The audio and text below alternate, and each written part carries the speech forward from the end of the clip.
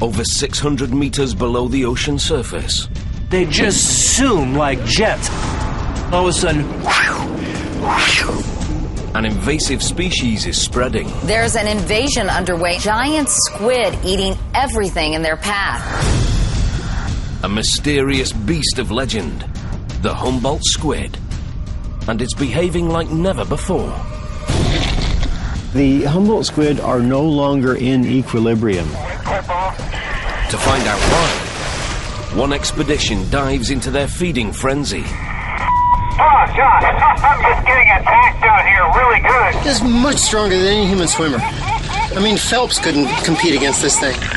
I had my shoulder dislocated. I had my eardrum ruptured.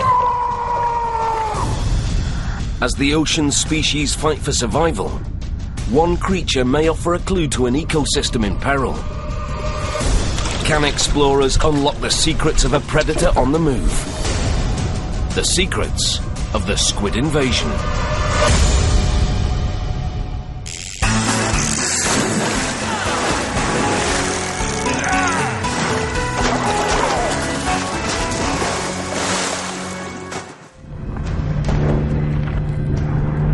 There it is, Bahia de Los Angeles.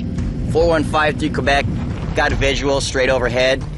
Okay, we're gonna have to circle to get a little lower. Yeah, we're still pretty high coming over that hill. March the 17th, 2010. The Gulf of California, Baja, Mexico. An area known as the Sea of Cortez. Here, an invasive species is raging out of control. The Humboldt squid. Though the squid first arrived in the 1970s, the Sea of Cortez may be a growing epicenter. In a 40-kilometer radius, some estimate there are as many as 10 million invading squid. Ravenous predators from the deep, they're devouring native species. No one knows why they're here, or where they may be heading next. Some believe the Humboldt may be living evidence of a Pacific Coast food chain on the brink of disaster. But what's driving these mysterious creatures?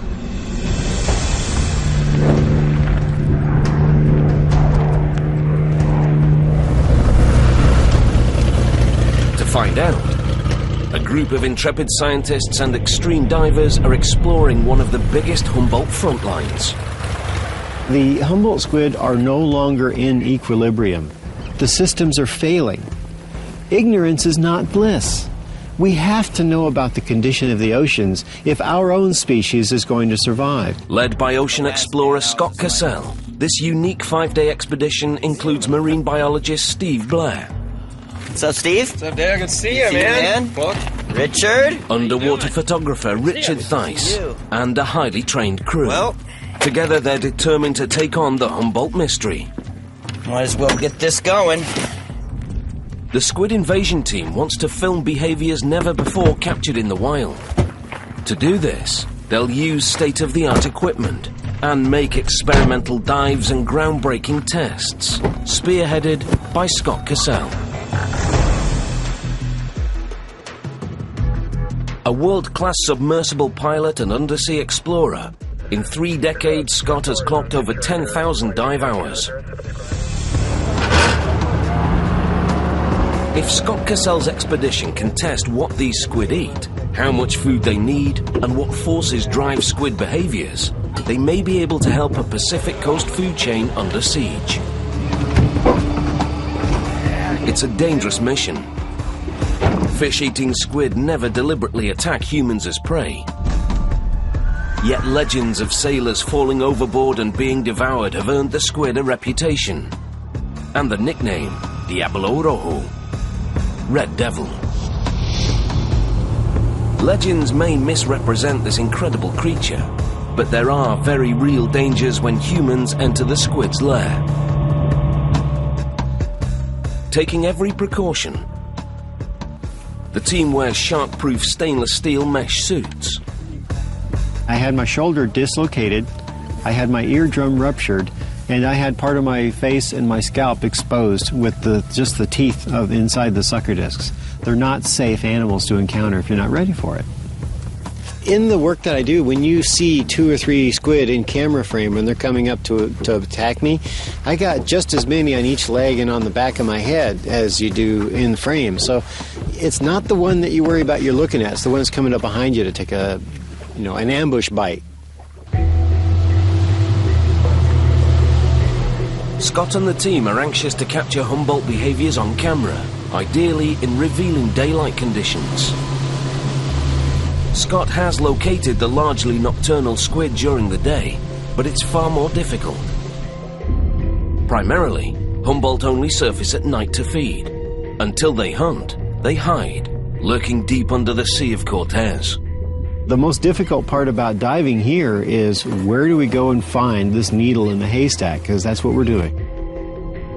The team can only chase Humboldt so deep without putting lives at risk. Humboldt spend much of their time as low as 600 meters below the surface. For divers, this depth is fatal.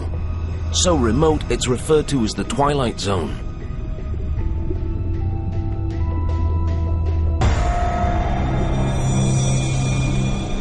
When the squid do surface, even for a veteran diver, it's a unique encounter. It looks like the Earth's resident alien. Also known as jumbo squid, these remarkable predators can grow to over 1.5 meters long, weighing over 45 kilos. Known for their wide, arrow-shaped tail fins and torpedo-shaped torsos, Humboldt are lightning-fast predators. 2 tentacles and 8 arms support dozens of suction cups, rimmed with piercing barbs. To kill, a Humboldt extends all 10 appendages, pulling a victim into a fatal embrace. As they push their meal into their mouths, their sharp beaks pulverize prey in seconds. And in packs, their lethal power is virtually unstoppable. Like a marauding mob, the highly socialized squid feed in swarms of thousands.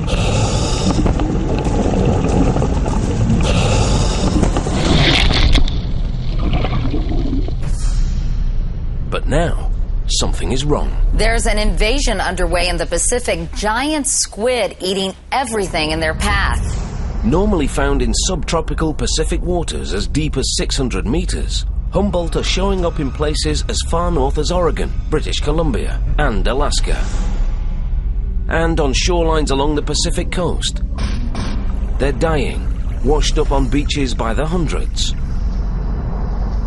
No one is sure what's driving these strange behaviors.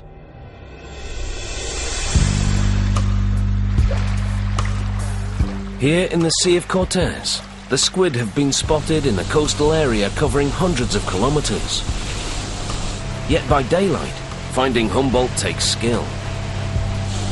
Scott must be a detective on both land and sea, examining the food chain for clues. He looks for the squid's prey, as well as their predators. Any possible hub of Humboldt activity.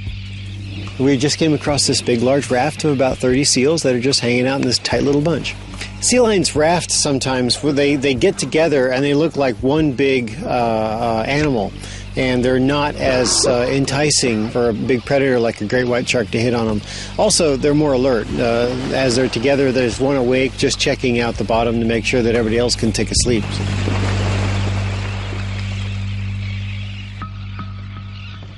We just out cruising around looking for squid, and we came across this little island here. And it's this little tiny spit of land, and there's not a single bush or vegetation on it.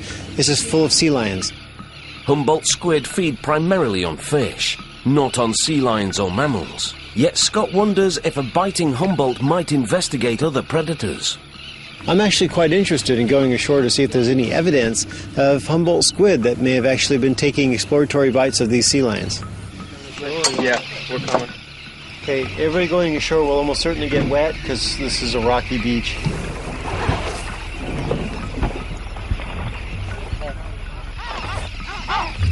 Looks like a very old forearm to a sea lion's flipper. One thing about marine mammals, their bones are surprisingly heavy. This is the high point on this area here for the tide, and it seems this is also the repository of a lot of floating carcasses. So if you're going to find any evidence that there have been any Humboldt intrusion or any Humboldt squid biting on mammals, this would be a really good place to do some forensics. So I'm just going to take a look around.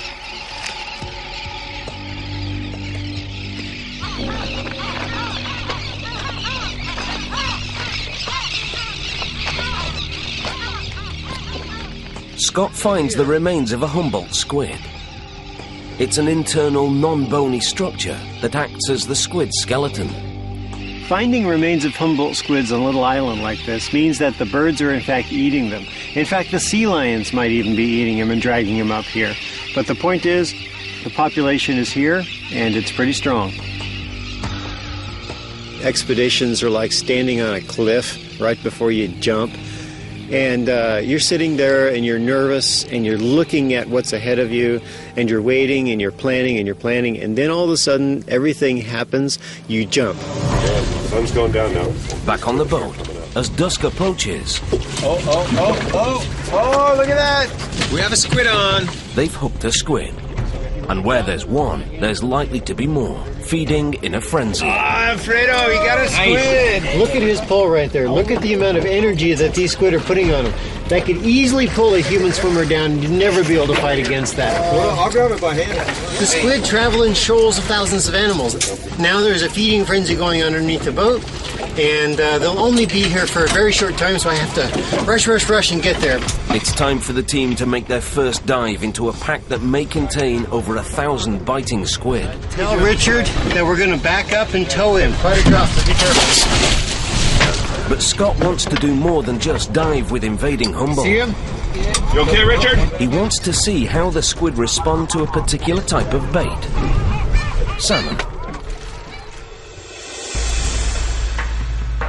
It's a concern that's been making the headlines. California salmon fisheries fear invasive Humboldt are devouring and decimating already threatened salmon populations. Salmon aren't normally on a squid's menu. The two species usually keep to different territories. To date, no one has gathered concrete proof of this potentially disastrous squid diet. Okay. The expedition team wants to conduct a first ever salmon field test, captured on camera. This is the lipstick cam right here that will be above the salmon underwater, hopefully capturing a Humboldt squid eating a salmon, documented for the first time ever. To do it, they have to swim into the thick of a Humboldt feeding frenzy. Okay, go ahead and take one clip off.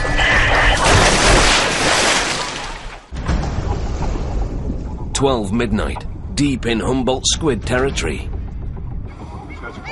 For deep sea diver and expedition leader Scott Cassell, the clock is ticking. Okay, Comcast 123, you guys hear me?